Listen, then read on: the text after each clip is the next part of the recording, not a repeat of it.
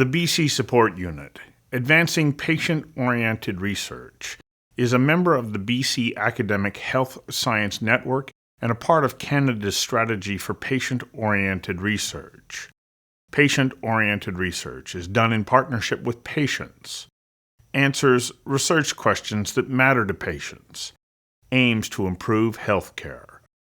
Learn more at bcsupportunit.ca. When I heard about the strategies part of patient-oriented research, I like the idea of it being strategic.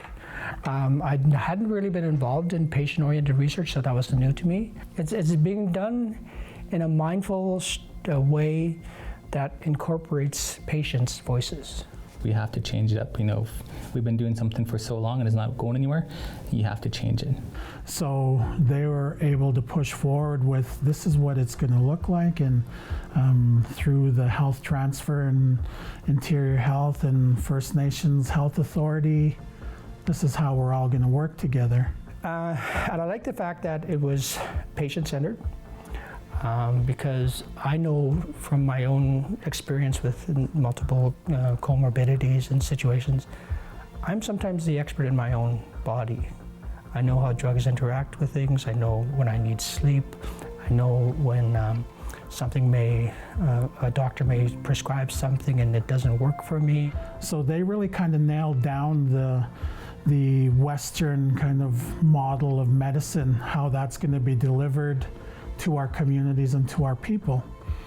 But then another piece that came into that was the traditional wellness piece. There have to be more people of color, more people of diversity backgrounds and things like that participating. It offered us an opportunity for our traditional knowledge keepers to be able to bring what they know forward into the present healthcare system.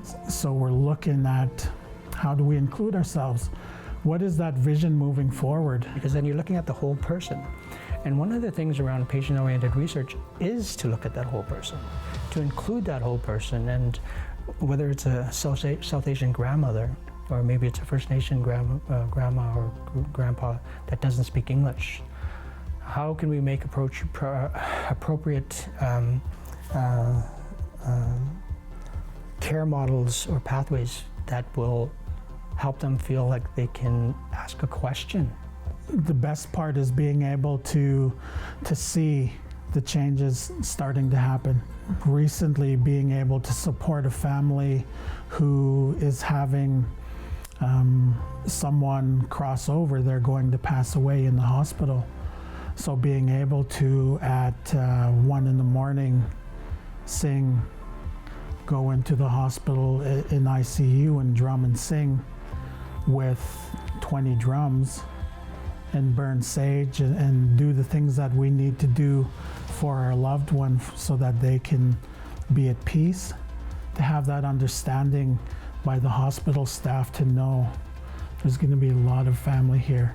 There's going to be a lot of things that we're not used to, but it's a good thing. It's important because if you're doing person-centered care and individually focused trajectories of wellness and care models and things like that, you really do have to understand the thoughts, feelings, and behaviors of that person. Culture plays a big part. The influence of language plays a big part. They influence what is going to be the appropriate message for that community and that individual within that community. I always tell people, it took 150 years of suppression against First Nations people, where our laws were taken away, our language, our parenthood, residential school, 60 scoop, everybody knows about those stuff. But it'll take another 150 years to repair it, and it's up to us to do it. It's not up to some person to come into our valley or come into our community then it's going to magically fix us. It's up to us to do it. So, its ownership is on us, and it's up to us to figure out the path. Really looking at how do we affect change, good positive change. How do we bring about a place where people who don't understand us can start to understand us. People who aren't willing to partner with us, they'll come to the table as partners and know that this is a part of a part of who we are, and it's just as important as any procedure or food that you might eat or medicine that you might take. And that's the thing, that it's not just a First Nations thing, it's a human thing. Participation matters, and if you don't make that change, it's up to you. We have to do better for each other. Sometimes I need help, and when I do need help, I'm not afraid to ask questions. And I want other patients to feel that they can ask questions as well. And it's what we do today that creates a bigger path for tomorrow, and that's why I do what I do. To learn more, contact us at bcsupportunit.ca.